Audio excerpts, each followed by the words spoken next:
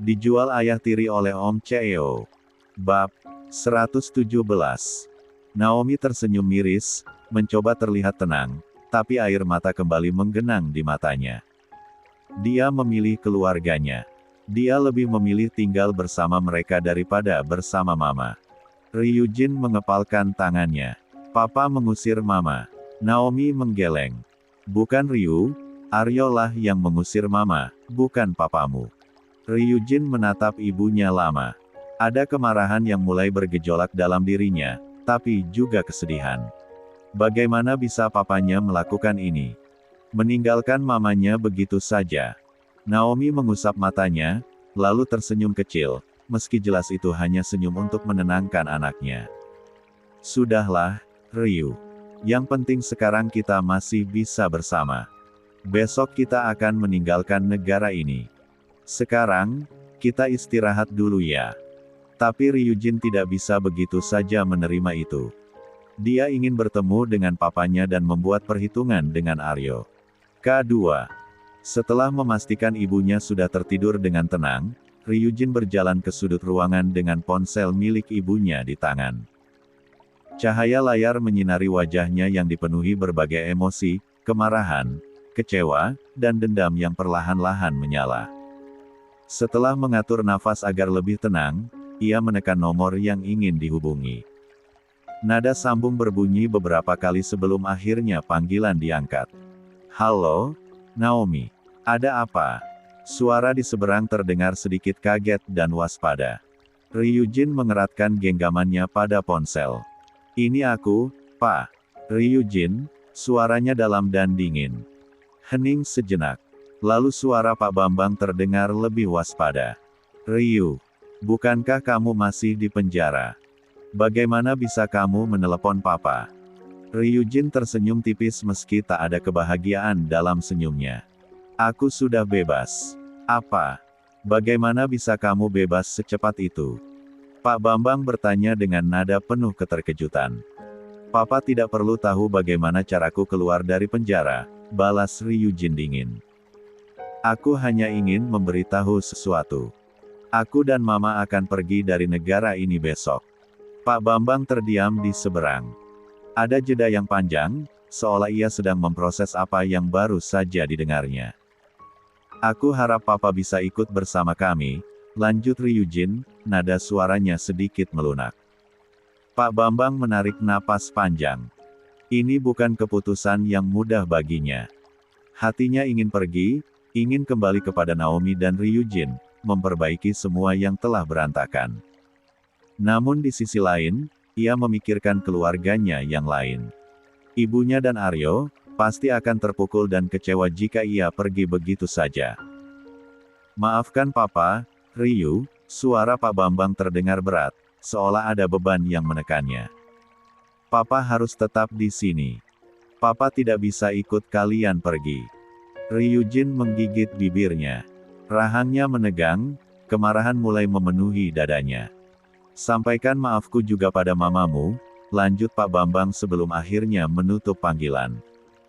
Ryujin menatap layar ponselnya yang kini gelap. Nafasnya memburu. Ia menggenggam ponsel itu begitu kuat hingga buku-buku jarinya memutih. Sekali lagi, ayahnya memilih keluarganya. Sekali lagi, Naomi dan dirinya ditinggalkan. Tidak. Kali ini ia tidak akan membiarkan segalanya berjalan seperti ini. Jika ia tidak bisa memiliki kebahagiaannya, maka orang yang telah menghancurkannya juga tidak akan bisa hidup bahagia. Aryo. Gumamnya, matanya menyala penuh kebencian. Pria itu telah menghancurkan segalanya. Membuatnya menderita. Menghancurkan mimpi-mimpinya. Tidak akan aku biarkan dia bahagia dengan keluarganya. Ryujin menarik napas dalam-dalam, lalu mengeluarkannya perlahan. Kemarahan yang menggelegak dalam dadanya kini berubah menjadi tekad dingin. Sebelum aku pergi, aku harus melenyapkan dia terlebih dahulu. K3. Malam itu, Ryujin sudah memutuskan.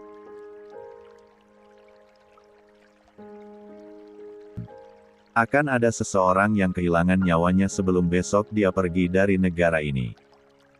Besoknya, matahari sudah mulai condong ke barat ketika Hiroshi berdiri di depan sebuah rumah kecil tempat Naomi dan Ryujin menginap sementara.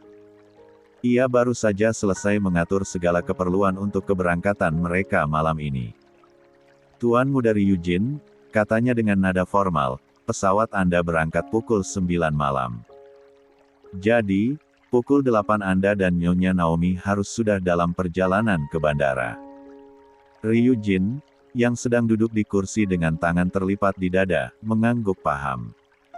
Namun, ada sesuatu di pikirannya yang belum selesai. Ia menatap Hiroshi dengan sorot mata serius sebelum berkata, "Baiklah. Tapi sebelum itu, bolehkah aku pinjam mobilmu sebentar? Aku harus menemui asistenku dulu. Ada urusan penting dengannya." Hiroshi menatapnya tajam, ekspresinya penuh dengan kehati-hatian. "Tuan, itu terlalu berbahaya. Jika Anda tertangkap polisi, segalanya akan berantakan." Ryujin menghela napas pendek, lalu mengambil masker hitam dan topi dari meja kecil di sampingnya. "Aku akan memakai ini. Tidak ada yang akan mengenaliku," katanya yakin. "Aku akan berhati-hati, aku janji." Hiroshi masih ragu. Lah tahu betapa berisikonya permintaan Ryujin. Tapi melihat sorot mata pemuda itu yang penuh dengan tekad, ia sadar bahwa tidak ada gunanya berdebat lebih lama. Akhirnya, ia menghela napas berat dan mengangguk. "Baiklah," katanya pelan. "Tapi jangan sampai terlambat ke bandara." Ryujin tersenyum tipis, lalu mengambil kunci mobil yang diserahkan Hiroshi. Tanpa berkata apa-apa lagi, ia segera keluar, melangkah dengan cepat menuju mobil. Saat mesin mobil menyala, tatapannya berubah dingin. Ia tidak benar-benar akan menemui asisten. Lah punya urusan lain yang lebih penting. Sore itu, tepat pukul 6, Aryo melangkah keluar dari kantornya menuju mobil yang telah menunggunya. Saat baru saja duduk di kursi belakang, ponselnya berdering, menampilkan nama Edward di layar. "Halo, Ed, ada apa?" tanya Aryo sambil menutup pintu mobil. Suara Edward terdengar tegang di seberang. "Aryo, aku baru saja mendapatkan kabar dari temanku yang bekerja di kepolisian. Katanya kemarin Ryujin kabur dari penjara, dan sekarang kepolisian masih mencarinya." Aryo terkejut, alisnya berkerut. "Apa? Bagaimana dia bisa kabur begitu saja? Bukankah penjagaan di sana ketat?" "Aku tahu," jawab Edward. "Tapi ada dugaan dia bekerja sama dengan orang dalam. Karena itu, kamu harus hati-hati, Aryo. Aku khawatir dia akan membalas dendam padamu atau keluargamu." Keempat, kekhawatiran mulai merayapi pikiran Aryo. "Ed, tolong tambah anak buahmu di mansion. Perketat penjagaan di sana. Aku tidak mau Ryujin mengganggu keluargaku." "Baiklah, Aryo. Aku juga akan menyuruh anak buahku untuk kembali mengawalmu," janji Edward. "Terima kasih, Ed," ucap Aryo sebelum mematikan panggilan. Mobil mulai melaju pelan meninggalkan area kantor. Aryo masih sibuk berkirim pesan dengan Dewi dan Edward. Namun, perasaan gelisah tak kunjung hilang dari benak Aryo. Ia menoleh ke arah Johnny, pengawalnya yang duduk di depan. "Percepat mobilnya agar kita lebih cepat sampai di mansion," perintah Aryo. Johnny, yang menyadari ada yang tidak beres, bertanya, "Ada apa, Tuan? Apa ada sesuatu yang terjadi?" "Ryujin melarikan diri dari penjara, John. Aku takut dia mengganggu keluargaku di mansion," jawab Aryo dengan nada cemas. Mobil pun melaju dengan kecepatan sedang. Jarak antara kantor dan mansion memang lumayan jauh, sekitar 30 menit perjalanan, melewati kawasan hutan. Dulu, Bu Sekar memilih mansion yang jauh dari keramaian kota dan letaknya terpencil. Namun, pemandangan di sekitar mansion sangat indah, hal itulah yang membuat Bu Sekar memutuskan untuk membelinya. Hari semakin gelap, saat memasuki kawasan hutan yang sepi, suasana di dalam mobil Aryo mulai tegang. Johnny, yang duduk di kursi depan, melirik ke spion dan melihat sebuah mobil hitam yang muncul dari pertigaan dan mengikuti mereka.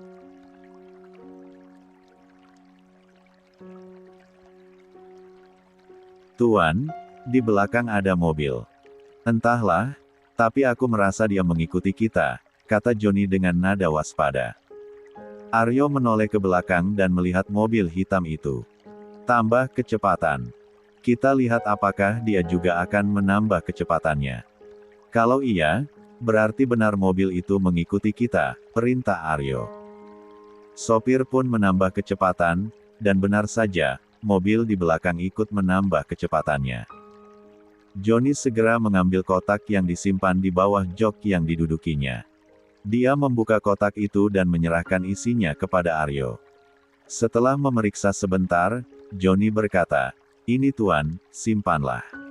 Tuan Edward memberikan ini padaku untuk situasi darurat." Dia menyerahkan sebuah pistol kepada Aryo. Aryo mengambilnya dan menyelipkannya di pinggang. "Apa kamu juga memegang senjata?" tanyanya. "Tentu, Tuan. Saya juga memegang satu," jawab Johnny. Mereka tetap melaju dengan kecepatan normal, namun ketegangan semakin terasa. Saat mobil melewati tikungan, tiba-tiba mobil di belakang menabrak bagian belakang mobil Aryo dengan keras. "Sial. Dia berencana menyerang kita," pekik Aryo. Tak lama kemudian, terdengar suara tembakan dari mobil yang mengikuti mereka. Johnny pun membalas menembak ke arah mobil tersebut. Namun, mobil di belakang kembali menabrak dengan keras, menyebabkan mobil Aryo oleng dan menghantam pohon di pinggir jalan. Benturan keras membuat kaca depan retak dan airbag mengembang. Asap tipis mulai memenuhi kabin. Aryo merasakan nyeri di kepalanya dan seketika darah mengucur deras dari dahinya, sementara Johnny berusaha keras untuk tetap sadar. "Johnny, kamu baik-baik saja?" tanya Aryo dengan suara serak. Johnny mengangguk lemah. "Kita harus keluar dari sini, Tuan," katanya sambil mencoba membuka pintu yang penyok. K5. Dari balik kaca yang retak, Aryo melihat bayangan seseorang mendekat. Dengan sisa tenaga, mereka berusaha untuk mendobrak pintu mobil yang ringsek. Aryo dan Johnny akhirnya berhasil keluar dari mobil, meskipun tubuh mereka penuh luka dan lebam akibat benturan. Sementara sang sopir masih pingsan di dalam mobil. Nafas mereka masih tersengal ketika mereka berdiri, mencoba mengumpulkan tenaga. Namun, belum sempat mereka benar-benar siuman dari kejadian itu, sebuah suara tawa sinis terdengar di depan mereka. Ryujin berdiri tidak jauh dari mereka, tangan kanannya memegang pistol yang terarah langsung ke kepala Aryo. Matanya penuh kebencian dan tatapannya dingin. "Akhirnya aku punya kesempatan untuk melenyapkanmu, Aryo," ucapnya, diiringi tawa yang penuh kepuasan. Melihat itu, Johnny dengan sigap mengangkat senjatanya, membidik langsung ke arah Ryujin. "Lepaskan senjatamu, Ryujin. Atau aku akan menembakmu," teriaknya dengan panik. Johnny tahu betul bahwa satu gerakan salah saja bisa membuat Ryujin menarik pelatuk dan membunuh Aryo. Namun, Ryujin hanya tertawa kecil. "Tembak saja kalau berani. Karena aku juga akan menembak majikanmu ini. Kita bisa mati bersama, Aryo," ucapnya dengan nada mengejek. Aryo mengangkat tangannya sedikit, memberi isyarat pada Johnny untuk tidak gegabah.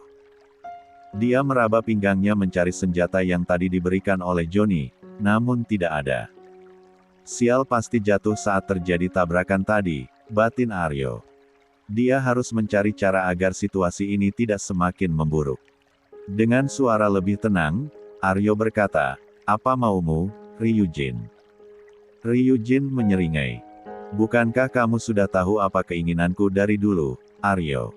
Aryo tetap menatapnya dengan tenang, menunggu kelanjutan ucapan Ryujin. "Serahkan perusahaan Diamond padaku, juga mansion yang sekarang kamu tinggali. Perusahaan itu aku yang mengembangkannya hingga menjadi besar seperti sekarang. Dan mansion itu, Papa sudah memberikannya pada ibuku. Jadi kamu tidak berhak mengambilnya lagi."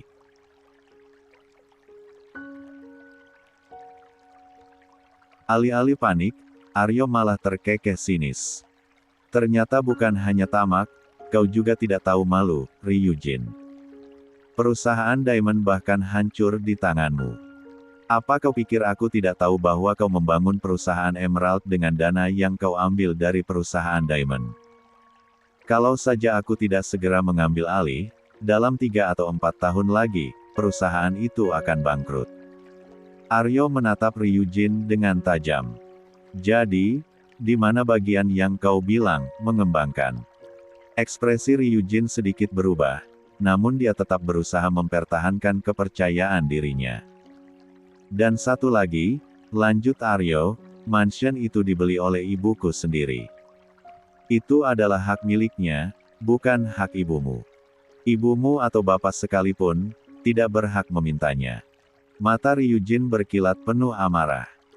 Namun, seolah tak ingin kalah, dia berkata, baiklah kalau begitu, berikan padaku perusahaan Hermawan Group. Kau jangan serakah, Aryo. Aku juga anak papa, aku juga berhak atas perusahaan itu. Aryo mendengus sebelum menjawab, kalau kau memang menginginkannya, ayo kita temui Nenek Lasmi. Karena sampai sekarang perusahaan Hermawan Group masih berada dalam kuasanya. Kau bisa bilang padanya bahwa kau juga cucunya. Mendengar itu, Ryujin kembali tertawa, kali ini dengan nada lebih pelan, tapi jelas penuh ejekan. Kau pikir aku bodoh, Aryo?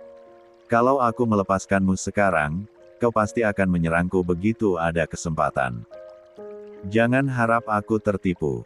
Aryo tetap berdiri tegak, meski luka-luka di tubuhnya mulai terasa perih. Sementara itu, Johnny tetap dalam K6. Posisi siaga, jarinya sudah siap menarik pelatuk jika situasi semakin berbahaya. Ketegangan di antara mereka terus meningkat. Ryujin tampaknya benar-benar tak berniat melepaskan Aryo begitu saja. Dalam pikirannya, inilah kesempatan terakhir untuk mendapatkan apa yang selama ini dia yakini sebagai haknya. Namun, Aryo juga bukan seseorang yang mudah ditaklukkan. Dia harus mencari cara untuk keluar dari situasi ini dan dia harus melakukannya dengan cepat. Mata Ryujin semakin berkilat penuh kebencian. Dia menatap Aryo tajam, jemarinya sudah siap menarik pelatuk senjatanya. Lebih baik aku melenyapkanmu sekarang, agar aku bisa menjadi satu-satunya pewaris Hermawan, ucapnya penuh tekad. Aryo melihat bahaya itu datang, dan dengan sisa-sisa tenaganya, dia bergerak cepat. Dalam sekejap, kakinya melayangkan tendangan keras ke lengan Ryujin yang memegang pistol. Brak! Senjata itu terlepas dari genggaman Ryujin dan jatuh ke tanah. Ryujin terkejut, tetapi refleks dengan cepat memukul Aryo. Baku hantam pun terjadi. Johnny, yang berdiri tak jauh dari mereka, dengan sigap mengangkat pistolnya, siap menembak Ryujin. Namun, dia segera mengurungkan niatnya. Jarak Aryo dan Ryujin terlalu dekat jika dia menembak sekarang, ada risiko pelurunya meleset dan malah mengenai Aryo. Aryo terus bertarung mati-matian. Dengan sekuat tenaga, dia melayangkan pukulan keras ke wajah Ryujin. Tinju itu mengenai rahang Ryujin dengan brutal, membuat tubuhnya terdorong ke belakang hingga terhuyung dan jatuh ke jalan beraspal. Namun, tanpa sengaja, tangan Ryujin menyentuh sesuatu di tanah pistol yang tadi sempat terjatuh. Kesadarannya yang masih tersisa langsung memerintahkan tubuhnya untuk bergerak. Dengan cepat, dia meraih senjata itu dan mengangkatnya. Dor! Satu suara letupan terdengar keras, menggema di antara pepohonan. Tubuh seseorang roboh ke tanah. Kepala bersimbah darah, nyawanya perlahan-lahan menghilang. Johnny terdiam, dadanya naik turun cepat. Matanya membelalak melihat salah satu dari dua pria yang bertarung kini tergeletak tak bernyawa. Siapa yang terkena tembakan itu? Aryo atau Ryujin? K7.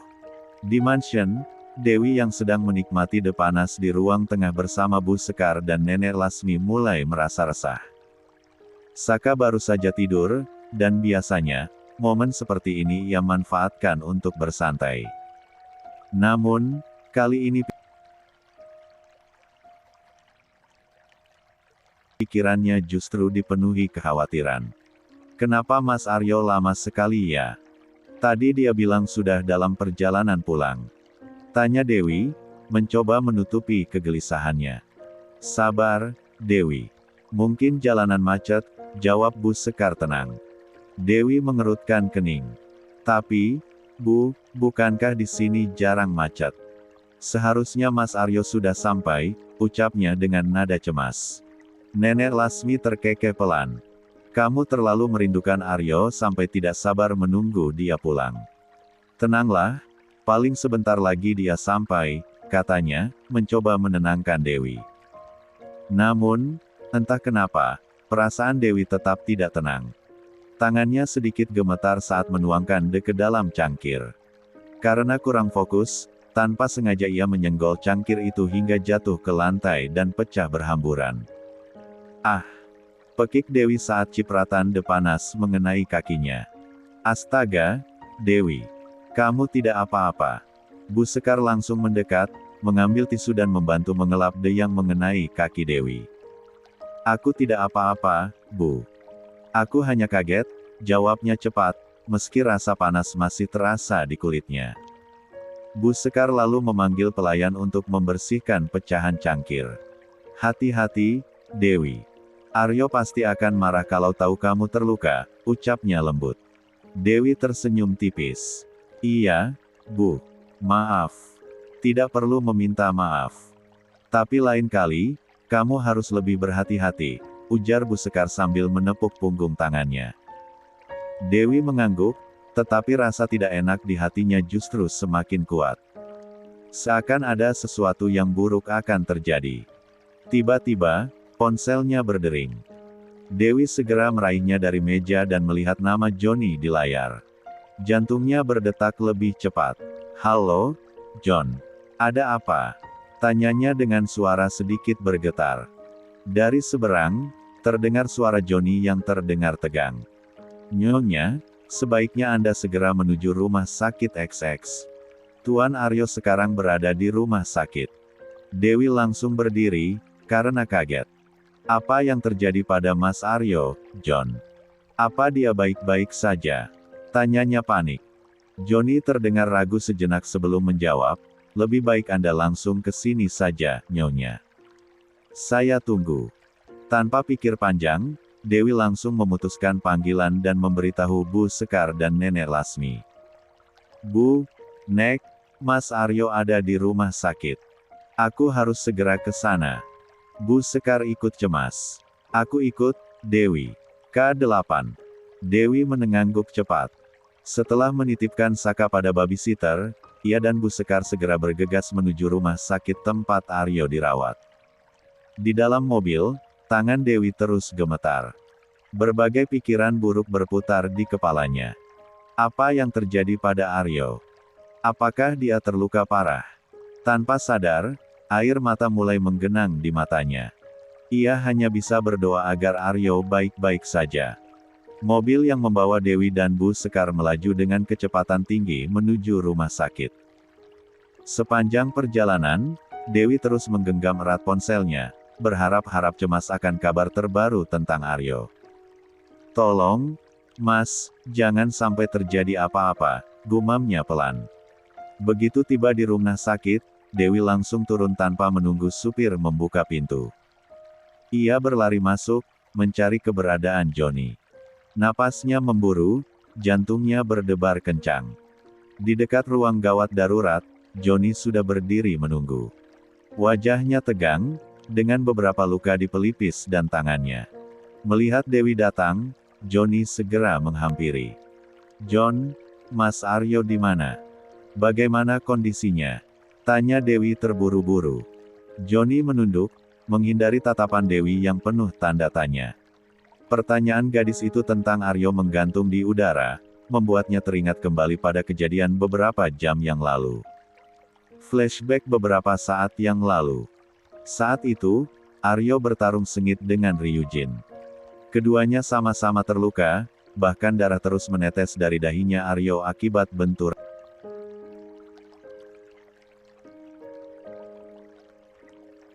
tadi. Johnny sudah bersiap menarik pelatuk pistolnya, mengarahkan moncongnya ke Ryujin yang tengah menodongkan senjata ke arah Aryo. Namun sebelum ia sempat menembak, suara letusan lebih dulu terdengar. Dari arah sebuah mobil yang baru tiba, peluru melesat tepat ke kepala Ryujin. Tubuh pria itu terhuyung sejenak sebelum akhirnya ambruk ke tanah, mati di tempat. Aryo, yang sejak awal sudah terluka parah akibat benturan keras di kepalanya, mulai kehilangan keseimbangan. Pandangannya berkunang-kunang sebelum akhirnya tubuhnya jatuh ke tanah. Tanpa berpikir panjang, Johnny berlari menghampirinya. "Tuan," pekik Johnny. "Cepat bantu aku membawa Tuan Aryo ke rumah sakit," serunya kepada anak buah Edward. Hendrik, anak buah kepercayaan Edward, lalu menyuruh dua anak buahnya segera membantu Johnny mengangkat tubuh Aryo yang berlumuran darah.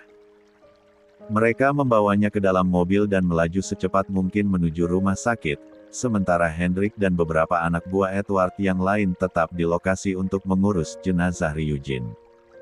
Tak lama kemudian, anak buah Hiroshi tiba. Mereka tampak tegang, beberapa di antaranya bersiaga dengan senjata di tangannya. Hendrik lalu melangkah maju dan menatap mereka tajam. "Bawa dia kalian pergi," ujarnya dingin. "Jangan mencari masalah di sini. Kalau kalian memaksa bertarung, kami tidak akan membiarkan kalian, termasuk bos kalian, keluar dari negara ini dengan selamat." Anak buah Hiroshi saling berpandangan, menyadari situasi yang tidak menguntungkan bagi mereka. Kalah jumlah, mereka tak punya pilihan lain selain mundur. Tanpa perlawanan, mereka mengangkat tubuh Ryujin K9, yang sudah tak bernyawa dan membawanya pergi, meninggalkan lokasi dengan wajah penuh amarah. Flashback off. Waktu terasa berjalan sangat lambat bagi Dewi. Lah duduk di bangku panjang di depan ruang pemeriksaan, menggenggam erat tangan Bu Sekar. Setiap kali ada dokter atau perawat yang keluar dari ruangan itu, jantungnya berdegup kencang, berharap mendapat kabar tentang Aryo. Bu Sekar yang duduk di sampingnya mengusap punggungnya dengan lembut. "Tenang, Dewi. Kita berdoa saja semoga Aryo baik-baik saja." Dewi mengangguk pelan, meskipun air mata masih membasahi pipinya.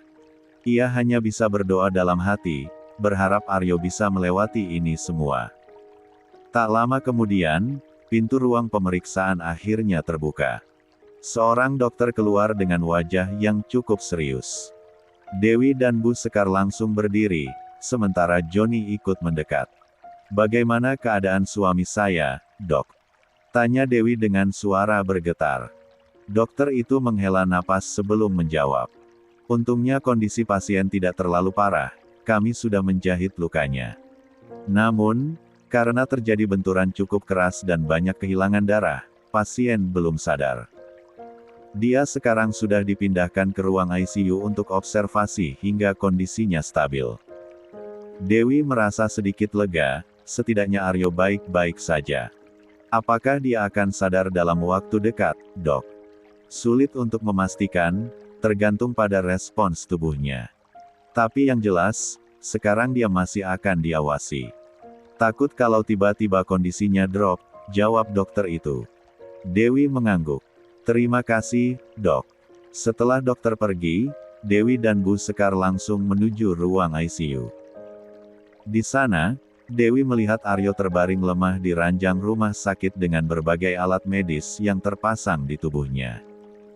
Wajahnya pucat, namun nafasnya tetap stabil. Dewi berdiri di depan kaca ruangan Aryo dan bergumam. "Mas, aku mohon cepatlah bangun," bisiknya pelan, air matanya kembali jatuh. Bu Sekar berdiri di belakangnya, ikut sedih melihat anak laki-lakinya belum sadarkan diri di dalam ruangan. Johnny yang ikut berdiri di depan ruangan, menatap Aryo dengan perasaan bersalah. "Tuan Aryo orang yang kuat, Nyonya. Saya yakin dia akan segera sadar." Dewi mengangguk, meskipun hatinya masih penuh kekhawatiran. Yang bisa ia lakukan sekarang hanyalah menunggu dan berharap Aryo segera membuka matanya. Sementara itu di tempat lain, Naomi berjalan mondar-mandir di area bandara, wajahnya dipenuhi kecemasan. Berkali-kali dia melirik jam tangannya, berharap Ryujin segera muncul. Kemana perginya anak itu? Selalu keras kepala. Sudah dibilang jangan pergi, tapi tetap saja membandel. K10. Gumamnya dengan frustasi.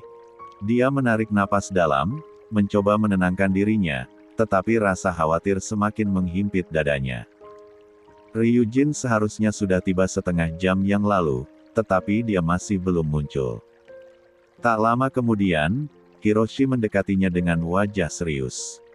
"Nyonya, anak buah saya baru saja mengabari bahwa mereka sudah mengetahui keberadaan Tuan Ryujin," ucapnya.